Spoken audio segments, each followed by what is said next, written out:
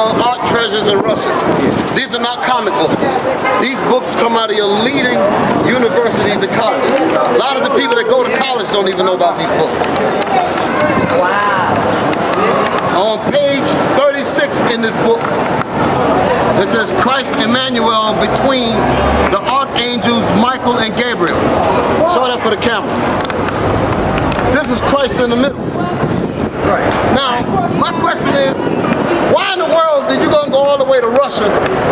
What's the name of this book again? Art Treasures of Russia. Art Treasures of Russia. And they got Christ painted as a black man. But when you get to America, give me that thing. They give you this. Something's going wrong. Right. What's the name of this book? Negroes don't know nothing about books like this. They don't know anything about records like this. This right here is like comic books to them. They have no idea about how expensive and rare these books are. Again, Christ between the archangels Michael and Gabriel. Are they black? Look at the painting, look at the color of his face in contrast to the wall behind him. So you're telling me that was a mistake? No, they knew what color he was. That's what he just got through reading. All right, come on back now. Here, read this, Nami. Wait, first read the title of the book. The title of the book, Lost Tribes and Promised Land. So what are we proving? We proving that blacks and Hispanics, you're the children of Israel. And we showed you out the Bible. We could read out the Bible all day and show you you're the Israelites. We're gonna read out this book called what? What's the title of it? Lost Tribes and Promised Land. Lost Tribes and Promised Lands. The lost tribes are talking about these so-called blacks and Hispanics. Now we're gonna get into the Hispanic tribe. Now read about Christopher Columbus. Did Christopher Columbus accidentally find America? No, no, no. So read this. All his life. What chapter we reading? And to Columbus. That's the chapter of this book. Enter Columbus. Now read this part. All his life, Columbus's ideas about geography. So, sister, listen to that. All Columbus's life, his ideas about geography, where lands were located. Come on.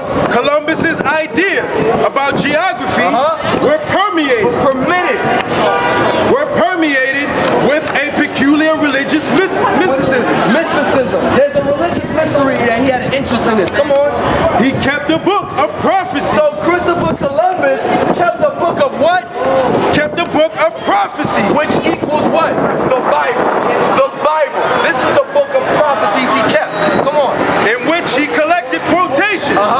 Mostly from the Bible. So where did Columbus get his quotations from? The Bible. That's where he got his quotations from. This is not even the Bible. This is a book. And do they teach you this in school? No. They say, oh, he accidentally found America. He was looking for India for spices and gold. No. He was looking for the Israelites. Come on. Often those dealing with isles far off. What does isles mean? Islands. Columbus looked through scriptures in the Bible that dealt with islands. Read that part again. Often those dealing with isles far off. Now let's find out what book Christopher Columbus was interested in. Jump down to this part. A striking element. Now remember, sister, this is just a book. We're not even reading the Bible. We're reading a book. Read. A striking element. A striking element. In Columbus's geographical religiously. Okay, come on. In his intense. His where? His what? In his intense. His small. His intense. Intense. And abiding interest. In what? In the fourth or second book of Ezra. Esdras. Come on, or second book of Ezra. Where is that found? The Apocrypha. Read that part for her. The two apocryphal books of Ezra. What's this book called, sister? Apocrypha. Columbus was looking in this book. And what did the brother read for you early? He read 2nd Esdras. They quote that in here. Now go to page 365. Yeah. Don't go nowhere. Get that, but turn to the beginning of the book, because a lot of people will see us bring books out like this and don't understand where these books come from. All right, put your finger on that. Go to the beginning of the book. It tells you about what this book was made of. Hold on, wait a minute. Right here. Read that. Show a compilation of records that they found, and it's going to tell you the dates that they collected these records on. Read it. Lost tribes and promised land. Go to the part here. Tell them what it says there. Passages from Spanish explorers in the southern United States. So what's in this book? Passages from Spanish explorers. What do you mean by Spanish explorers? Conquerors, conquistadors, the people that came to rob the people. What were they exploring? They were exploring how to destroy the natives. Read it again. Passages from Spanish explorers in the southern United States from 1528 to 1543. You hear the dates? 1500s. That's how old these records are. This was before the Bible was translated. So what in the world is it mentioned in Ezra's here? Showing you that the Bible was always here. You got that? So this is the information that the Spanish explorers found when they came among the natives. This is one of the heavier books. Because it tell you about what their customs were and all of that. Tell you that they were keeping the Sabbath day. The fringes that they wear in their garments, they got it out the Bible. They had fringes on their clothing. They knew they were the Israelites. That's what this is talking about. Come on. A lost tribe discovered in New York. Page 365. Now, we're going to read the part where it says waving a banner. No, read the part where it says those Indians. Page 364. So the chapter is called A Lost Tribe Found in New York. Because what did they commonly call the Hispanic tribes? The 10 Lost Tribes. Because they say, oh, they're lost. We don't know where they are. They know where they are. They put it in this book to let you know they know where they are. So read this chapter for you, sister. Come on. Those Indians, he told himself. This is what a white man said. A white man, he was a convert. And he said, while in jail, he said, those Indians. He told them himself, they are Hebrew. What did he call the Indians? They are Hebrew. He called these Indians Hebrews. Come on. Pondering this thought incredulously. Now wait, we're going to skip that. Jump to the part where it says waving a banner. Let's get to the point. Waving a banner high in the air. So wait, I want y'all to listen good. We're reading a book called Lost Tribes and Promised Lands. We're out here and our foundation teaching is from the Bible.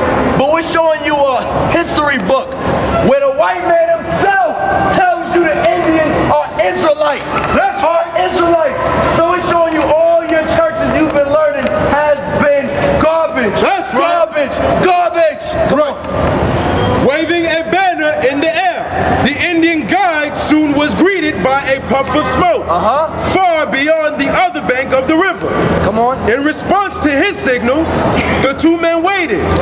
Eventually, a canoe appeared. Start off with that again, because what happened was this guy that converted, he pretended to be a Jew, this guy. And he was led by an Indian guide, and he told him, he said, look, lead me to where my brothers are, because I hear that there's Israelites here. So they got into a canoe, and they were sailing. And when they got there, read it from the puff of smoke again, waving a banner. Waving a banner. So they're inside the canoe together. Waving a banner high in the air. The Indian guide soon was greeted by a puff of smoke. So they're in the canoe, and they see way above the other side of the river, they see a puff of smoke. Come on. Far beyond the other bank of the river. Go ahead. In response to his signal, the two men waited. Eventually, a canoe appeared. So they waited. They saw the smoke, and then they waited, so then another canoe came over to where they was at. Bearing 3 men and a woman. Listen good. Bearing 3 men and a woman inside this canoe. What time period is the 1500s? All of them Indians. All of them Indians. Were they really Indians? Listen. To the place where Francisco and Montesinos were standing. That's the people. To the edge where these men were standing. Come on. At the water's edge. The woman got off and spoke to Francisco in an Indian tongue that the Montesinos could not understand. So the Indian guide understood the Hebrew language that the Indians were speaking. So when she came, they were speaking together. But Francisco was acting like he was a Jew. He was listening. Read it again. The woman got off and spoke to Francisco in an Indian tongue that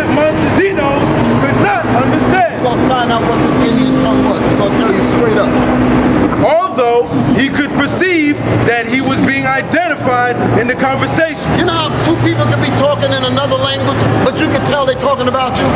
Because what they were saying is that this guy said he's your brother. That's what they were saying. He was telling the people in the canoe, the Israelites, the Indians, he said, this man is your brother. That's what he was saying. But he was speaking to them in Hebrew and he couldn't understand it. She then turned to her male companions to explain the situation. So then, when she finished speaking to the guide, she turned to the people that were still in the canoe to tell them that this is their brother. Upon hearing her words about who this man was, they rose. They rose out of the canoe, went over to Montesinos. These Indians that was in the canoe went over to Montesinos, and to his utter astonishment, and to his utter amazement, it blew his mind, said, Shema, meaning listen, hear. That's Hebrew. Come on. Said Shema. Shema Yashallah Yahweh Elohayina wa Yahweh Echad.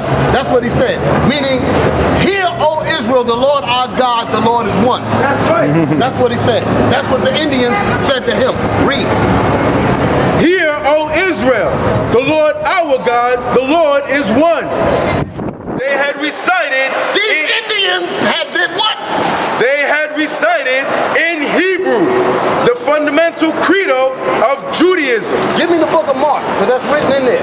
I'm going to show you what they quoted. I'm showing you that the Native Americans and all of the Indian tribes, they had the Bible before. Hear, O Israel, the Lord our God, the Lord is one. He's telling you what that language meant. Hear, O Israel, the Lord our God is one. My question is, why in the world would Indians be saying that? Why would Indians be saying that? Because they're not Indians. They are the Hebrew Israelites. That's what the brother's been bringing out. That's right. Read that, 64. Read it again. Upon hearing her words, they rose. The Indians rose. Went over to Montesinos. Went over to this man that said he was a Jew. He was lying, but he wanted to see if the real Jews were there. And to his utter astonishment said, Shema Yisrael, Adonai Elihon, Adonai Ehud. Hear, O Israel, the Lord our God. When he said, hear, O Israel, he's telling you what all of that language meant. Hear, O Israel, the Lord our God, the Lord is one. Now, why in the world would the Indians be saying this? Let's see. You got it? Deuteronomy 6, verse 4. This is out the Bible. This is the book of the Israelites.